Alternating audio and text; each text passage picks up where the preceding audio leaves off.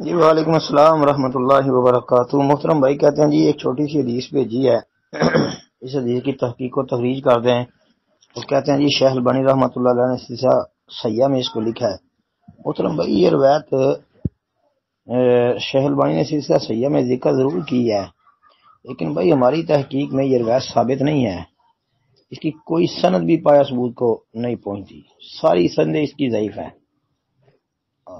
دلائل النبوہ امام بہقی رحمۃ اللہ علیہ کی، اس میں اس کی ایک سند آتی ہے جلد نمبر 6 صفحہ 370 پر، اس میں مدلس راوی ہے۔ ایسے ہی جو ہے شیخ البانی رحمۃ اللہ علیہ نے جو سلسلہ سیاح کے اندر درج کی ہے، تو بھائی اس میں بھی جو ہے کوئی اتنی مضبوط سند نہیں، بلکہ سند کے اندر ایوب بن خوت متروک الحدیث ہے، اور خود شیخ نے اس پر کلام بھی کیا ہے۔ پھر ایسے ہی ایک سند میں فرات بن صائب، وہ بھی متروک الحدیث ہے۔ تو البدایہ والنہایہ کے اندر حافظ ابن کثیر رحمۃ اللہ علیہ نے ایک جو ہے نا وہ اس کی سند ذکر کی ہے جلد نمبر 7 صفحہ نمبر 135 پر، تو وہ بھی جو ہے وہ صحیح نہیں ہے۔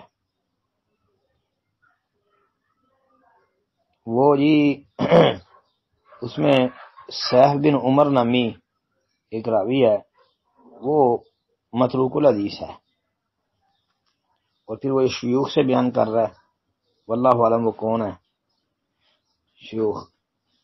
ایسے ہی جو البدایہ والنہایہ کی ہی ایک سند جو ہے اس کے اندر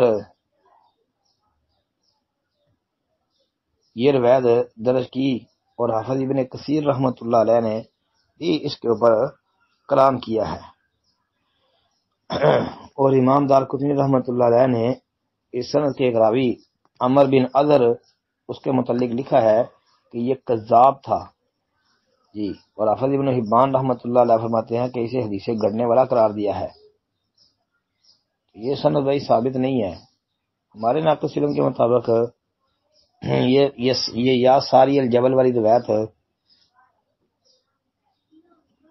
محدثین کے قائم کردہ اصولوں کے مطابق درست نہیں ہے جی، ثابت نہیں ہے۔ السلام علیکم ورحمۃ اللہ وبرکاتہ۔